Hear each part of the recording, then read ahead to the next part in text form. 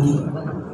Orang yang duduk dalam lindungan Yang Maha Tinggi akan bermalam dalam naungan Yang Maha Kuasa. Dia akan berkata kepada Tuhan, tempat perlindunganku dan kubu pertahananku, Allahku yang kupercayai. Sungguh dialah yang akan melepaskan engkau dari jerat penangkap burung, dari sampar yang mematikan. Dengan kepaknya ia akan melindungi engkau, di bawah sayapnya engkau akan berlindung. Kesetiaannya menjadi perisai dan penangkis. Engkau tak usah takut terhadap kengerian malam, terhadap panah yang berterbangan di waktu siang, terhadap sampar yang menyelinap di dalam gelap, terhadap wabah yang mengamuk di rembang tengah hari. Walau 1000 orang rebah di sisimu dan 10.000 di sebelah kananmu, malapetaka itu tidak akan menimpamu. Engkau hanya menyaksikannya dengan mata kepalamu dan melihat pembalasan terhadap orang fasik. Sebab Tuhan telah kau jadikan tempat perlindunganmu, Yang Maha Tinggi telah kau buat tempat perteduhanmu. Malapetaka tidak akan menimpamu dan tulah tidak akan mendekati kemahmu. Sebab malaikat-malaikatnya akan diperintahkannya kepadamu untuk menjaga engkau di segala jalanmu. Mereka akan menatang engkau di atas tangannya, supaya kakimu jangan terantuk batu. Singa dan ular tedung akan kau pijak, anak singa dan ular naga akan kau injak-injak. Oleh sebab hatinya terpaut padaku, maka aku akan meluputkannya. Aku akan membentenginya sebab ia mengenal namaku. Bila ia berseru kepadaku, aku akan menjawab. Aku akan menyertai dia dalam kesesakan. Aku akan meluputkannya dan meninggikannya. Dengan panjang umur akan kukenyangkan dia, dan akan kuperlihatkan kepadanya keselamatan dariku. Demikian sabda Tuhan. Saudara yang terkasih, 91 tahun kita baru saja masuk dalam tahun baru, dan biasanya gereja buat kaleidoskop, ringkasan dari 1 tahun perjalanan kehidupan gereja.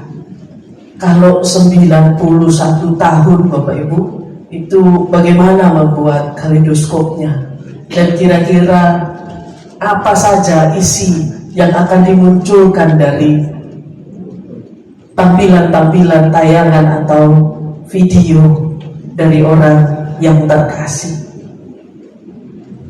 Di beberapa acara kedukaan saya melihat ada tayangan-tayangan ketika acara kedukaan ini dimunculkan foto dari bayinya, foto dari masa sekolah teman-temannya, foto dari ketika ia menikah, ketika ia mengandung, ketika ia punya anak, ketika banyak hal terjadi dalam momen-momen kehidupannya. Tapi banyak orang cuma sekedar lihat dan tahu, oh sudah cukup gitu ya. Padahal tayangan yang dibuat itu seringkali lebih dalam dan lebih besar maknanya bagi orang-orang yang terdekat dan apalagi yang mengalaminya sendiri. Kalau orang yang tidak terlalu dekat, cuma sahabat, oh cuma lihat fotonya, oh api, dia sudah pernah kesini, dia sudah pernah mengalami ini, oh bagus, oh hebat, oh banyak pengalaman hidupnya.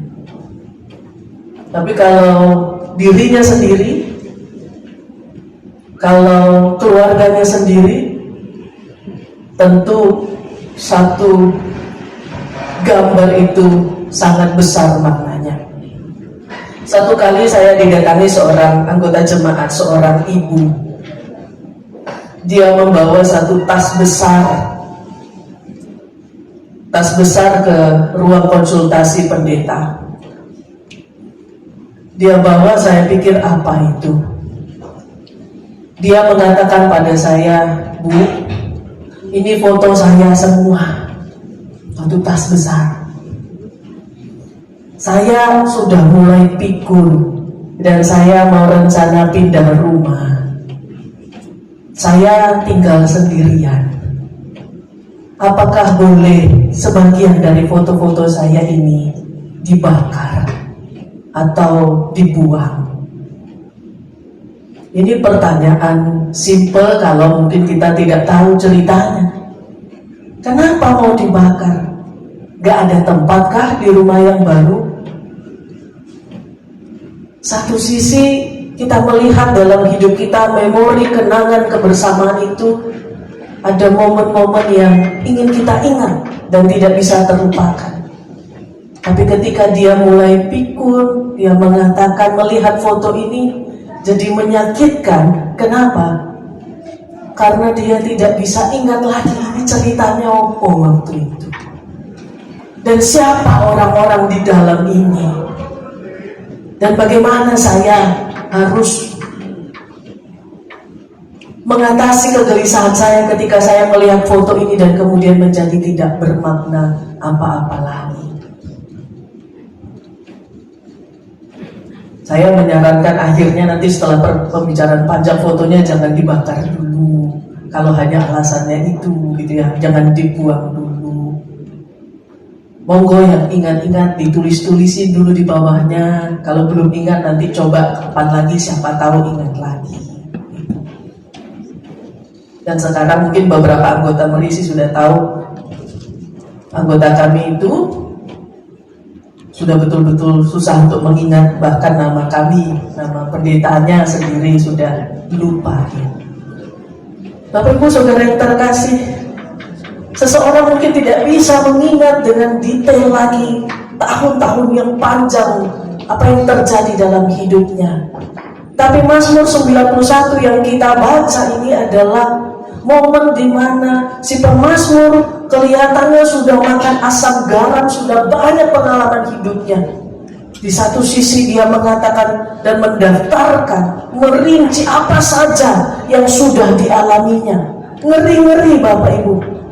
Ada jerat, sakit sampar yang mematikan, malam yang ngeri, panah yang berterbangan, wabah, orang di sekeliling sebelah kiri kanan tumbang semua, rebah semua, malapetaka, tulah, singa, ular, macam-macam ada semua. Ini pasti enggak dilalui 1 tahun, 2 tahun atau 10 tahun. Ini ringkasan hidup, kaleidoskop hidup yang begitu panjang. Makin lama hidup, makin banyak daftar penderitaan dan kesukaran. Tapi yang menarik, pemazmur juga mengatakan bahwa Tuhan ada. Kesesakan memang selalu terjadi, tapi Tuhan menyertai orang-orang yang dikasihinya. Di setiap kengerian itu ada Tuhan. Ia hadir, selalu punya cara istimewa untuk menolong kita.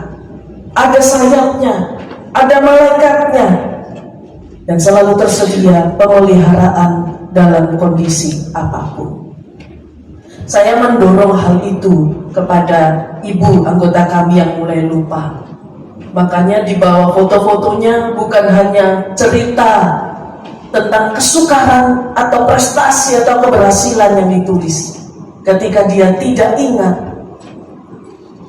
ini foto tentang apa, maka di bawah fotonya dia tulis lirik-lirik lagu rohani, puji-pujian yang dia ingat. Beberapa kali kami berkunjung ke rumahnya, kami gak ngomong apa-apa, beliau malah nyanyi terus dari semua buku catatan yang dibukanya itu. Kita mungkin bisa lupa kejadian hidup kita, tapi dalam semua hal yang terjadi ada Tuhan, dan kita mengisi setiap momen ingatan kenangan itu dengan kehadiran Tuhan yang kita puji dan kita muliakan.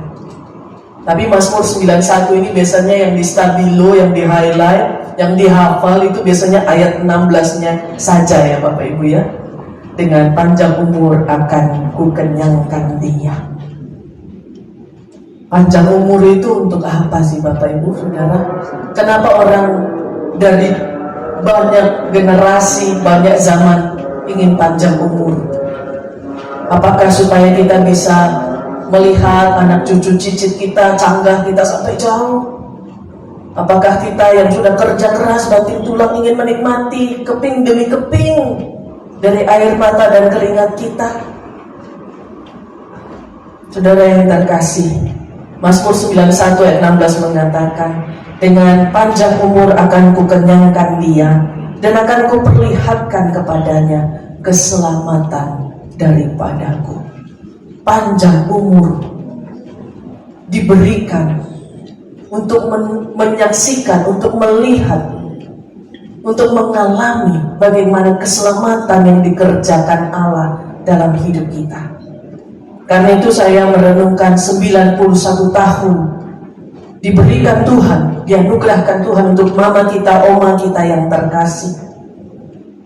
Saya penasaran secara pribadi, apa saja yang sudah dilihat oleh mama, oleh oma ini dalam hidupnya.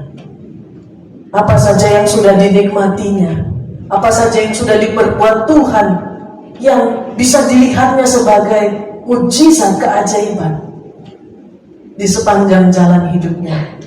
Bagaimana dia melihat rambu-rambu Tuhan, pertolongan Tuhan, atau rintangan-rintangan yang ada di hari-harinya ketika ia berjalan bersama dengan Tuhan 91 tahun ini.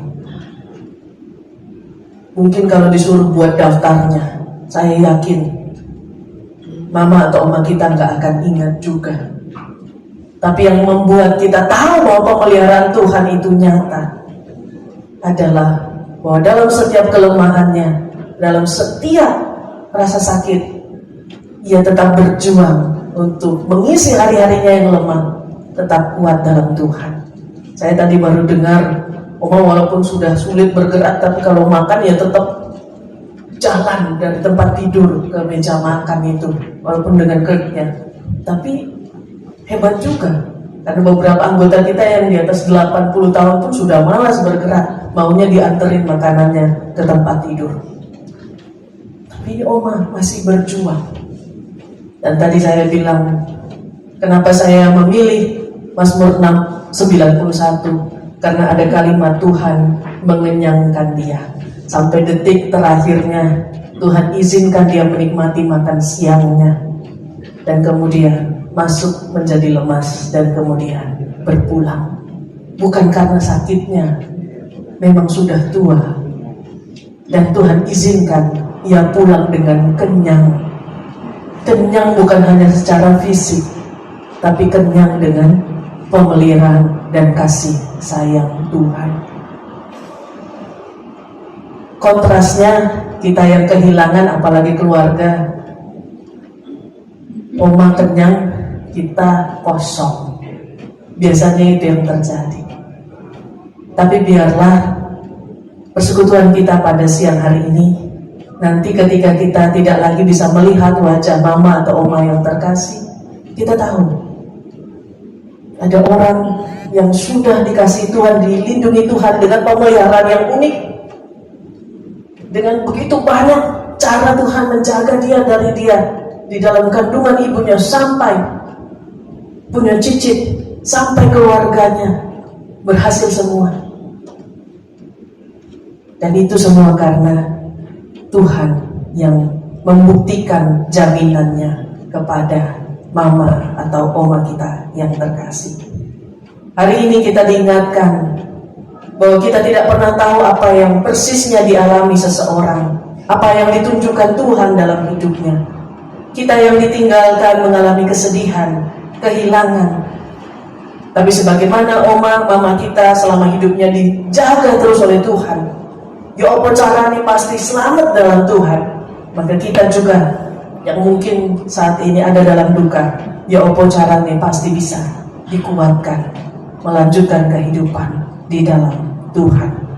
Kita yang lahir dari kandungan mama, oma yang terkasih, yang sudah dirawat, dipelihara dengan cinta kasih tak bersyarat, tak berbatas. Hari ini untuk membalas kasihnya, mari kita relakan, mari kita lepaskan.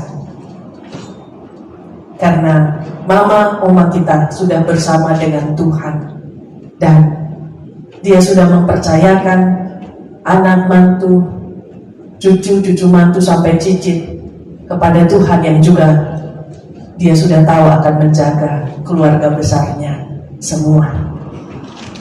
Mama Oma sudah dikenyangkan Allah dengan banyak perbuatannya yang ajaib. Sebagaimana yang disebarkan dalam berita kedukaan, ayat yang dipilih keluarga adalah ia sungguh sudah mengakhiri pertandingan yang baik. Dia sudah menang. Bukan karena banyak prestasinya, bukan banyak harta miliknya, tapi karena ia sudah memiliki dan dimiliki oleh Allah. Sebagaimana teladan iman Mama Oma yang terkasih, Ibu Sriwono Untarjo, mari kita terus berjalan dan percaya kepada Allah yang mempunyai kehidupan dan kematian kita, juga hidup kekal kita. Allah hadir bagi keluarga, menjaga dan meluputkan semua rangkaian tutup peti hari ini, juga nanti keluarga yang akan berangkat ke Pasuruan untuk persiapan. Tuhan jaga semua prosesnya, perjalanannya. Besok kebaktian penghiburan dan juga kebaktian tutup peti. Tuhan juga beri kelancaran, cuaca yang baik, kesehatan, dan juga hidup kita setelah ini biarlah terus membawa iman dan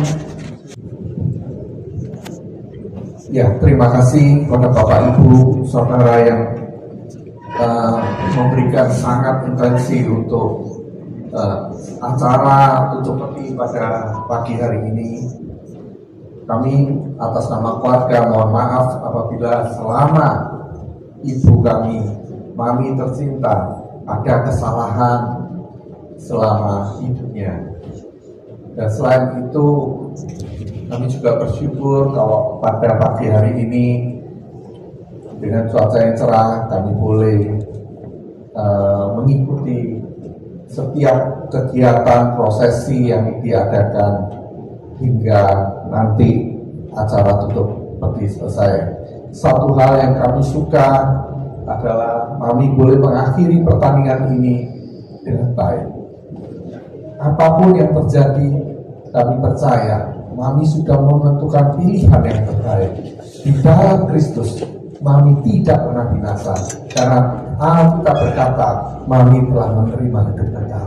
Dan itulah pengharapan kami, anak-anaknya, sehingga kami boleh merelakan Mami pergi dengan hati yang tetap bersyukur. Karena sekarang kami percaya Mami telah bersama dengan Bapa di surga. Terima kasih untuk support yang sudah diberikan pada keluarga kami dalam nama Yesus. Terima kasih.